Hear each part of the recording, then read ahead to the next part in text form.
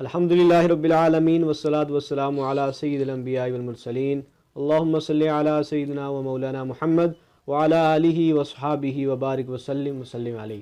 دنیا کے تمام دیکھنے والوں، تمام سننے والوں، تمام چاہنے والوں، جہاں جہاں بھی میری آواز کو دیکھا اور سنا جا رہا ہے، حافظ محمد احسان نقشبندی کی جانب سے السلام علیکم۔ ناظرین کرام، آپ دیکھ رہے ہیں ہمارا پروگرام پیارے اسلام کی پیارے باتیں، اور میں آج کی اس بابرکت نشریات میں آپ کو خوش آمدید کہتا ہوں۔ ناظرین کرام، دین اسلام میں عبادات کے بعد جس پر زور دیا گیا ہے وہ والدین کی عزت، والدین کی خدمت، والدین کے حقوق ہیں۔ نبی عالمین صلی اللہ علیہ وسلم کی احادیث اس پر بے شمار ہیں، جن کا میں صرف جسٹ یعنی خلاصہ کرنا چاہ رہا ہوں۔ قرآن کریم میں اللہ تعالیٰ نے ارشاد فرمایا وبالوالدین احسانا، اور ماں باپ کے ساتھ بھلائی اختیار کرو۔ جہاں جہاں والدین کی عزت احترام کی بات ہوتی ہے وہاں لفظ احسان یوز ہوا ہے، جس کا مطلب یہ ہے کہ کمال درجے کا احترام، کمال درجے کا سلوک، جو سلوک کی معراج ہو سکتی ہے وہ والدین کے ساتھ کریں۔ اور نبی کریم صلی اللہ علیہ وآلہ وسلم نے ارشاد فرمایا کہ والدین کی جو زیارت ہے، جو خوشی کے ساتھ آدمی ان کی زیارت کرتا ہے تو اس کو ایک مبرور حج کا ثواب ملتا ہے۔ سبحان اللہ۔ صحابہ نے عرض کیا یا رسول اللہ صلی اللہ علیہ وسلم، اگر کوئی بندہ دن میں 100 دفعہ خوشی کے ساتھ چہرے کو دیکھے تو فرمایا ہاں اللہ تعالیٰ تو بہت بڑا سخی ہے، اس کے ہاں کیا کمی ہے؟ تو جس آدمی کو اتنی آسانی کے ساتھ اللہ تعالیٰ نے اس ثواب مہیا کر دیا کہ والدین کے چہرے کو محبت سے دیکھنے سے، ایک نظر دیکھنے سے ایک حج مبرور کا ثواب ملتا ہے، تو خوش نصیب ہیں وہ لوگ جن کے والدین حیات ہیں۔ وہ ہر روز حج کیا کریں، دن میں کئی بار، سینکڑوں بار حج کیا کریں۔ اور پھر فرمایا جو لوگ والدین کی خدمت کرنے والے ہوں گے تو قیامت کے دن جس دروازے سے چاہیں گے، اور بعض مقامات پر آتا ہے کہ ان کے لیے ایک دروازہ مختص کر دیا گیا ہے کہ جس دروازے سے وہ جنت میں داخل ہوں گے۔ تو ہمارا جو آج کا موضوع ہے وہ بھی اس سے ریلیٹڈ ہے، تو اس پہ بات کرنے کے لیے میرے ساتھ تشریف رکھتے ہیں ممتاز عالم دین حضرت علامہ حافظ محمد شکیل سعیدی صاحب۔ السلام علیکم قبلہ، کیا حال ہے؟ وعلیکم السلام ورحمۃ اللہ وبرکاتہ۔ جی الحمدللہ رب العالمین۔ ماشاءاللہ۔ میں آپ کو آج کی اس ببرکت نشریات میں خوش آمدید کہتا ہوں، اور بلا تاخیر اپنے موضوع کی طرف بڑھتے ہیں۔ علامہ صاحب ہمیں یہ بتائیں کہ وصال سے پہلے اولاد پر کیا ذمہ داریاں ہیں؟ بسم اللہ الرحمن الرحیم، الحمدللہ رب العالمین والصلاۃ والسلام علی سید الانبیاء والمرسلین وعلی آلہ وصحبہ اجمعین۔ سب سے پہلے میں آپ کا شکریہ ادا کرتا ہوں۔ اللہ پاک کی مقدس بلند بارگاہ میں دعا ہے اللہ ہماری اس حاضری کو اپنی پاک مقدس بلند بارگاہ میں شرف قبولیت عطا فرمائے۔ آمین۔ ہمیں صحیح معنوں میں اپنے والدین کے ساتھ حسن سلوک، ان کی خدمت کرنے کی توفیق عطا فرمائے۔ آمین۔ بڑا اہم سوال ہے، خصوصی طور پہ ہر دور کے اندر بھی، اور اس دور کے اندر یہ بڑی ضرورت ہے اس کی۔ بہت سب سے پہلا سوال تو یہ ہے کہ وصال سے پہلے کیا ذمہ داریاں بنتی ہیں اولاد کے اوپر، یعنی والدین کے حقوق کیا ہیں؟ حقوق کیا ہیں؟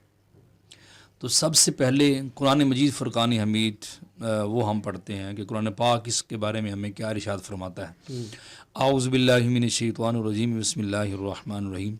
وَقَضَىٰ رَبُّكَ أَلَّا تَعْبُدُوا إِلَّا إِيَّاهُ، تمہارے رب کا یہ فیصلہ ہے کہ اس کے علاوہ کسی کی عبادت نہیں کرنی۔ بے شک۔ میں ناظرین کو یہ بھی بتاتا چلوں کہ عبادت صرف اللہ کی ہے، کسی اور کی نہیں۔ بے شک۔ سجدہ صرف اللہ کو، کسی اور کو نہیں ہے۔ بے شک۔ اور سجدہ کی دو قسمیں، ایک سجدہ تعظیمی ہے اور ایک سجدہ عبادت ہے۔ عبادت۔ سجدہ تعظیمی اگر کسی کو کر دیا تو بندہ کافر نہیں ہوتا، لیکن یہ گناہ کبیرہ ہے۔ اگر کسی کو سجدہ عبادت کر دیا، کسی خدا سمجھ کے کر دی، تو یہ کفر ہے۔ تو شریعت محمدی صلی اللہ علیہ وسلم میں سجدہ تعظیمی کو تھوڑا سا واضح کر دے تاکہ ہمارے ناظرین کو اس کا پتہ چلے۔ تعظیماً کسی کو سجدہ کر دینا، مطلب جس طرح عام روٹین میں یہ کہا جاتا ہے کہ یہ پیروں کو سجدہ ہوتا ہے، حالانکہ کوئی ایسا پیر نہیں ہے جو سجدہ کرواتا ہے، کوئی ایسا جاہل بندہ ہے جو اس طرح کا کام کرتا ہے، یہ کرواتا ہے، تو اس کا تعلق اسلام کے ساتھ نہیں ہے، تو یہ دونوں حرام ہیں۔ جی جی۔ اور آگے فرمایا وبالوالدین احسانا، والدین کے ساتھ حسن سلوک کرو، یہ اللہ رب العزت نے یہ حکم ارشاد فرمایا۔ اور آگے یہ پوری تربیت فرمائی، اما یبلغن عندک الکبر احدہما او کلاہما، اگر وہ دونوں بوڑھے ہو جائیں یا ان میں سے ایک بوڑھا ہو جائے، فلا تقل لہما اف، تو تم نے اف نہیں کرنی ان کے ساتھ۔ اللہ اکبر۔ یعنی اف کا مطلب ہے کوئی ایسا کام نہیں کرنا جس کی وجہ سے ماں باپ ناراض ہو جائے، کوئی ایسی بات نہیں کرنی جس کی وجہ سے ماں باپ ناراض ہو جائے، ولا تنہرہما، اور ان کو جھڑکنا بھی نہیں، ان کو جھڑکنا بھی نہیں. بڑی عمر ہوتی ہے تو اس میں کیا ہوتا ہے کہ ماں باپ بڑی عمر کے اندر آ کے کچھ بات پہ ضد بھی کر لیتے, لیکن ان کو جھڑکنا نہیں کسی بات. وَقُلْ لَهُمَا قَوْلًا كَرِيمًا, اور جب بھی ان سے بات کرنی ہے ایسے طریقے سے بات کرنی, بالکل ایسے طریقے سے بات.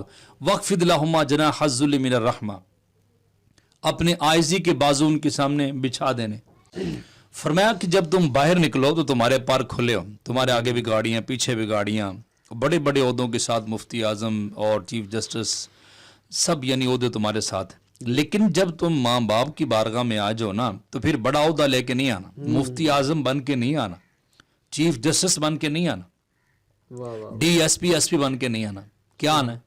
فرمایا ایک غلام بن کے آنا, ماں باپ کی بارگاہ میں اس انداز کے اندر آنا. وَاخْفِضْ لَهُمَا جَنَاحَ الذُّلِّ مِنَ الرَّحْمَةِ وَقُلْ رَبِّ ارْحَمْهُمَا كَمَا رَبَّيَانِي صَغِيرًا.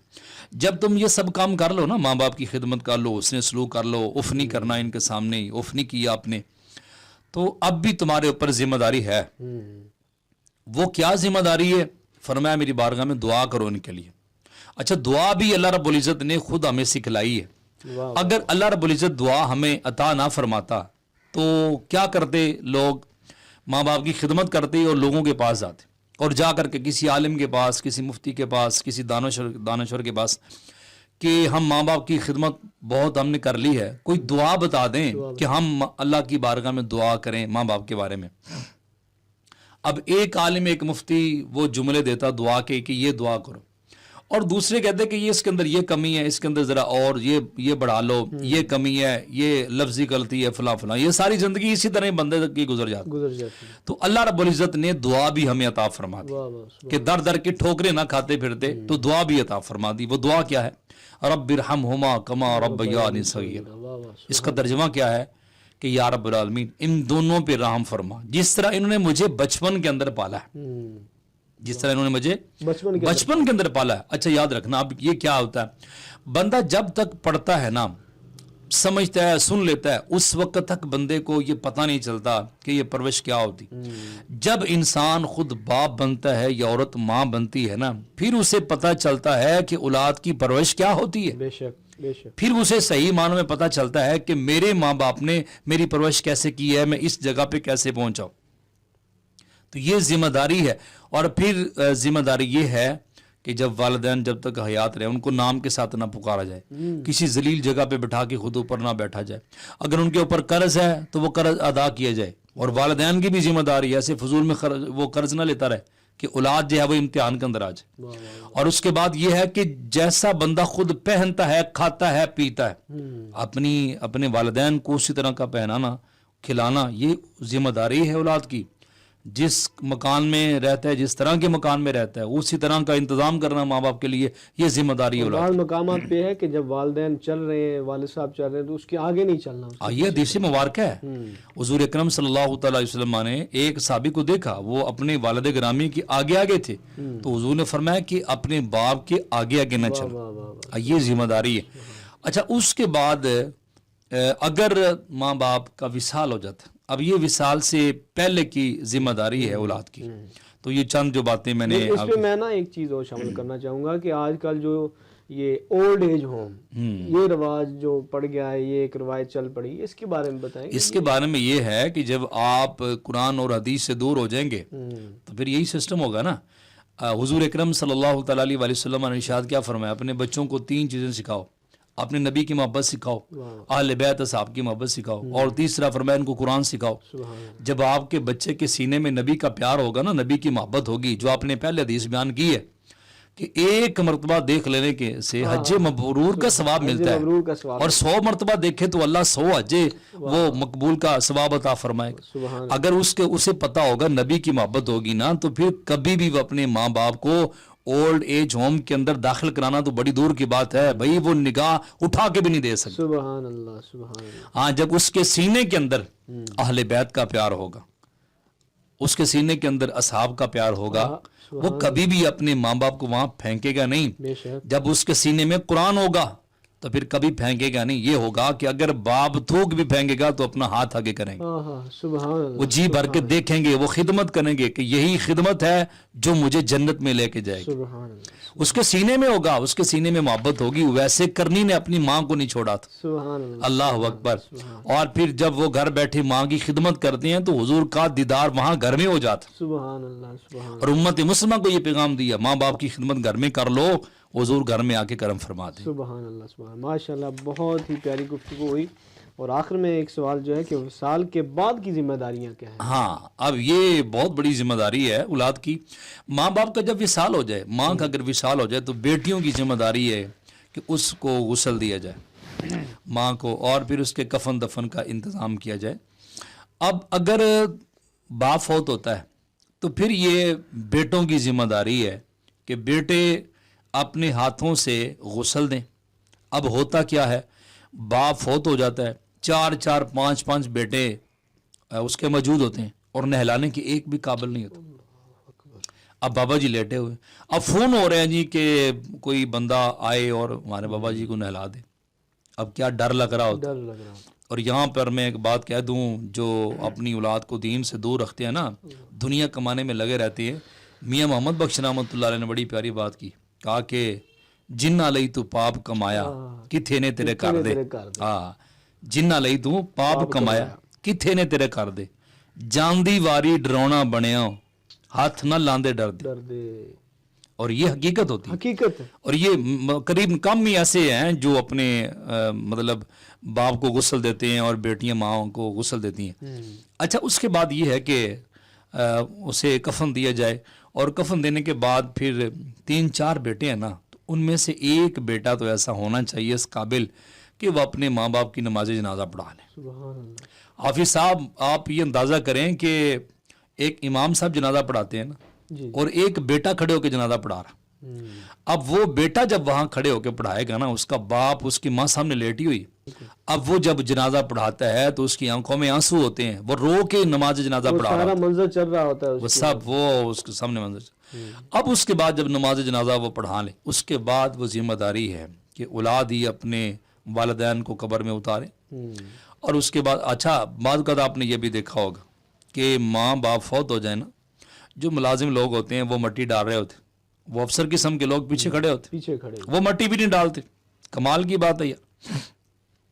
اب اس کے بعد ذمہ داری یہ ہے اولاد کی کہ ان میں سے ایک بیٹا 2 3 بیٹے وہاں بیٹھیں, اس کی قبر کے پاس 2 3 4 گھنٹے بیٹھیں, قرآن پاک کی تلاوت کریں, دروشی پڑھیں وہاں پہ. اور اس کے بعد پھر ذمہ داری اولاد کی یہ بنتی ہے کہ ہر جمعۃ المبارک, اگر قریب قبرستان ہے تو روزانہ چلے جائیں, بڑی اچھی بات ہے. نہیں تو ہر جمعۃ المبارک کو وہ اپنا لازمی جائیں اپنے والدین کی قبروں پر اور ان کے لیے دعائیں خیر فرمائیں.